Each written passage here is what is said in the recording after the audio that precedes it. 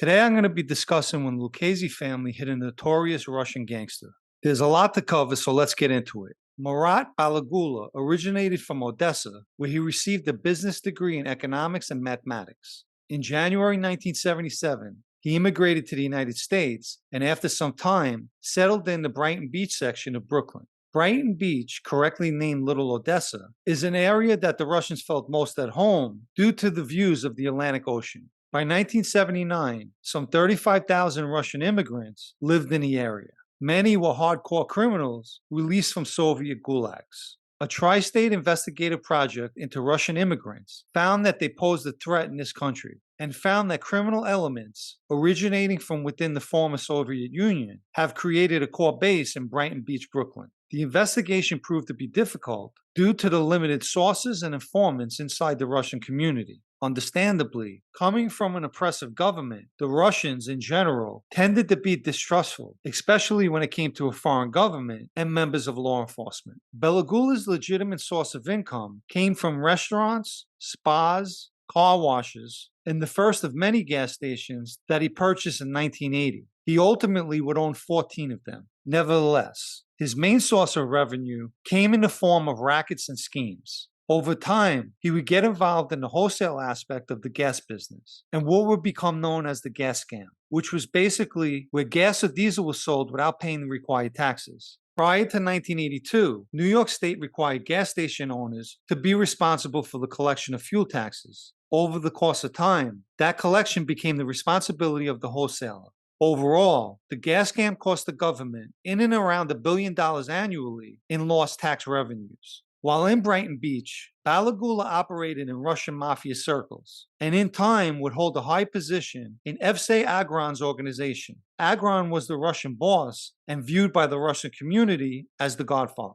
At the time, Balagula was making millions trading commodities such as metal, energy, livestock, etc., a business usually limited to professional traders. However, his degrees in economics and mathematics was put to good use. He also opened an upscale restaurant nightclub named Odessa. It was located on Brighton Beach Avenue and was a popular spot for Russian criminals. Both Agron and he created companies where they evaded state and federal mandatory fuel taxes. And through these companies, they sold on a monthly average $150 million worth of fuel and pocketed the unpaid fuel tax of between 30 and 40 million. According to reports, IRS audits of these companies discovered that their business phone numbers were related to payphones or vacant lots. In 1985, Balagula got into some legal trouble. He and 5 others were indicted for credit card fraud. One of those indicted with him was Boris Mayfeld, Agron's main enforcer, and someone who would become influential in Balagula's rise to power. This took place on May 4, 1985, as Evsei Agron waited for an elevator outside his 5th floor apartment at 100 Ocean Parkway in Brooklyn.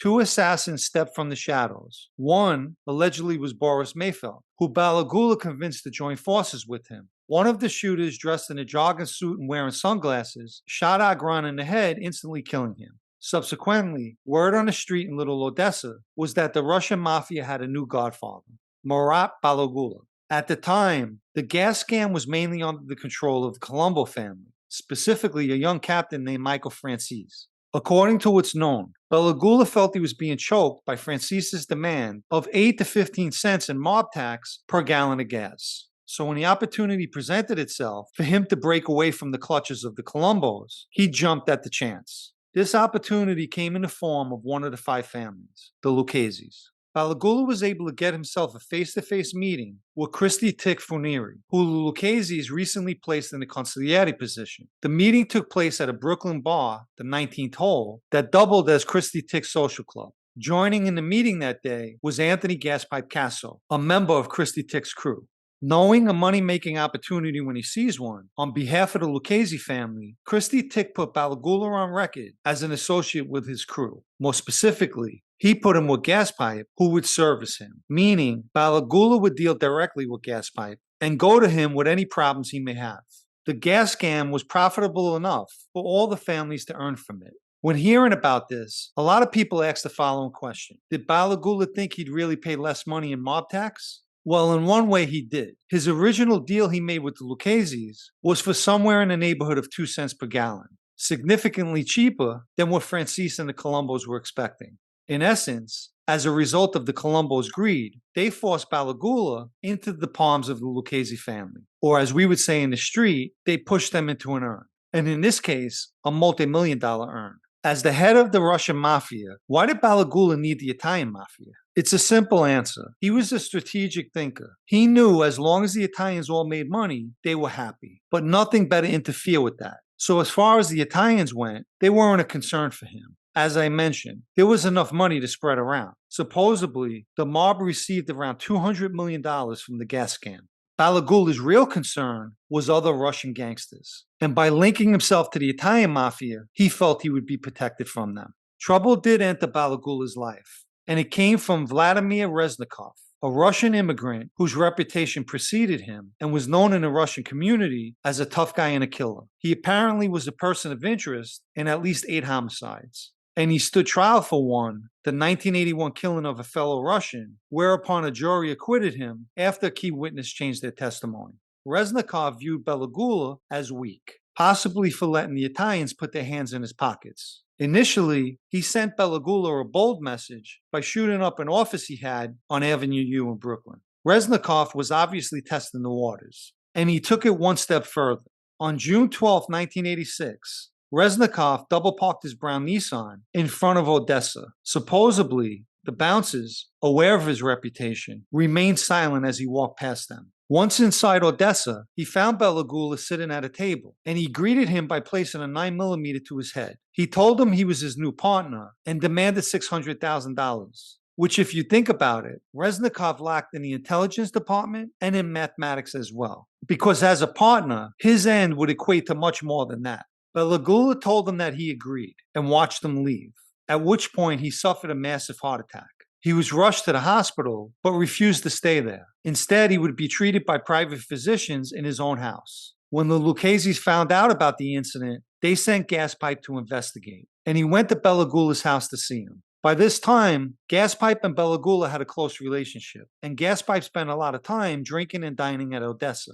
I'm going to read from Gaspipe's testimony before a U.S. Senate subcommittee hearing on Russian organized crime held in Washington, D.C. on May 15, 1996. In the mid-'80s, our family got involved with Russian organized crime in the gasoline business in Brooklyn. Italian and Russian organized crime made large amounts of money by working scams to avoid paying taxes on gasoline. The Russians owned hundreds of gas stations and controlled the supply and the distribution of gasoline. We provided them with the protection that they needed to maintain a cartel. We also helped them set up corporations to work the scam. The main Russian guy working with our family was Marat Balagula. Marat was one of the early leaders of Russian organized crime in Brooklyn. He made millions off a gas tax business, and our family made a lot of money with him. In and around late 1986, another Russian named Vladimir, whose last name I did not know at the time, came up to Marat in a Russian restaurant in Brighton Beach. Vladimir had recently arrived in Brighton Beach from Russia.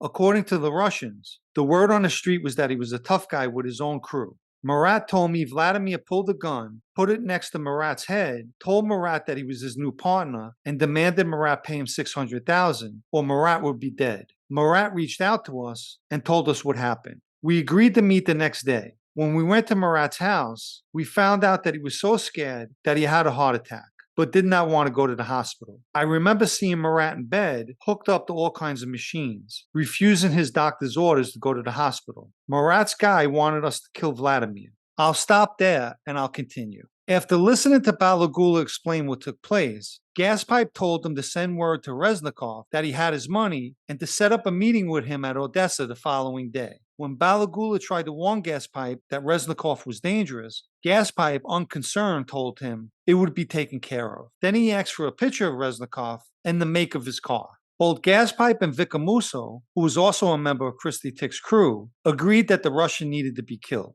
But the ultimate decision was up to Christy Tick, and he agreed as well, but left it to them as who they would use for the hit. Again, I'm going to go back to Gaspipe's testimony in Washington. Since Marat was with our family, and especially since he was such a moneymaker for us, this was not just a threat against Marat, this was a threat against the Lucchese family as well. We knew what we had to do. Vic and I agreed that Vladimir had to be killed. We took the situation to Christy Tick, who agreed we could have Vladimir killed. Vic gave the hit to Joey Testa. We asked Marat and one of his guys to get us some information to identify Vladimir. One of Marat's guys got us his picture and license plate number. We had Marat call Vladimir and arranged to have lunch with him in the same restaurant in Brighton Beach where Marat was threatened. And after leaving the restaurant, Vladimir was shot and killed. I heard about the murder on the radio. Marat was very thankful that we had gotten rid of his problem. We couldn't let somebody put the squeeze on one of our family's big money makers. After that, Marat didn't have any more problems from any other Russians. That Friday, June 13, 1986, Vladimir Reznikov exited the Odessa restaurant. What went on with the meeting inside the restaurant is unknown. He crossed Brighton Beach Avenue, where he had parked his car. Witnesses told the police a light green Plymouth sedan pulled up. A white male in his 20s exited the passenger side, walked over to Reznikov's car, pulled out a silencer-equipped gun, and fired into the car. Reznikov never had a chance to pull out his own 9mm,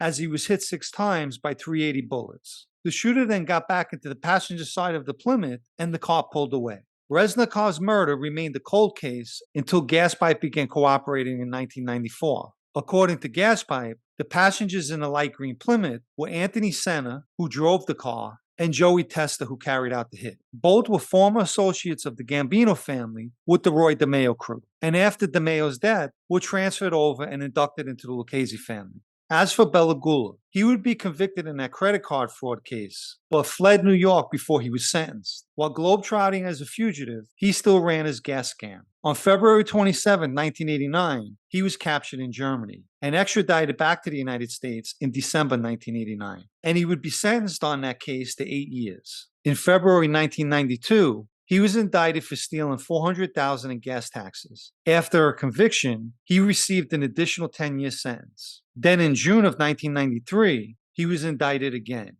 this time for stealing $85 million in federal gas taxes. He pleaded guilty on that case in exchange for a 6.5-year sentence. He was finally released from federal prison in 2004 and made the following statement. They claim I made $25 million per day bootlegging. It's crazy. I got nothing. What have I got? The government took my apartment in Manhattan, my house in Long Island, and $300,000 in cash. They said if you don't cooperate with us, you'll go to jail for 20 years. They want me to tell them about the Mafia, about gasoline, about this. Forget it. All these charges are bullshit. All my life, I like to help people. Just because a lot of people come to me for advice, everybody thinks I'm a boss. I came to America to find work, support myself, and create a future for my children. Marat Balagula died from cancer in 2019.